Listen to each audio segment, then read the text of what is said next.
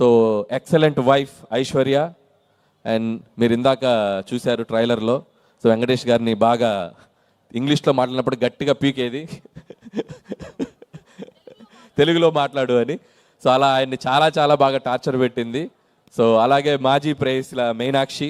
So Meenakshi కూడా తన cutout కానీ, తన పోలీస్ ఆఫీసర్గా తన గ్లామర్ కానీ, అలాగే పెర్ఫార్మెన్స్ కూడా చాలా చాలా మంచి యాక్ట్రెస్. తను కూడా ఈ సినిమాలో బ్యూటిఫుల్ పెర్ఫార్మెన్స్ చేసింది.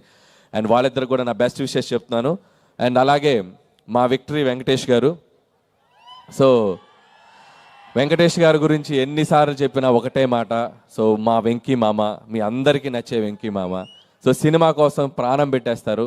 అండ్ ఆయన కెరియర్లో చాలా చాలా చాలా గొప్ప పాత్రలు చేశారు.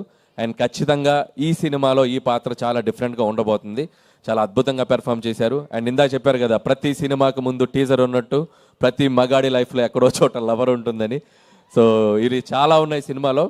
అండ్ అలాగే వెంకటేష్ గారిలో ఉన్న ఒక గొప్ప విషయం ఏంటంటే, అండ్ సినిమాకి పనిచేసేటప్పుడు ఎంత ఫ్రీడమ్ ఇస్తారో, సినిమా ప్రమోషన్స్లో కూడా మీరు చూశారు. ఆయన ఒక సినిమాకి ఎంత దూరం తీసుకెళ్ళాలి ప్రజల దగ్గరికి అనడానికి ఆయన ఎంతో ఎంకరేజ్ చేశారు. ఆయన కూడా పార్టిసిపేట్ చేశారు. ఇంకా రేపు నుంచి ఇంకా చాలా ఉన్నాయి.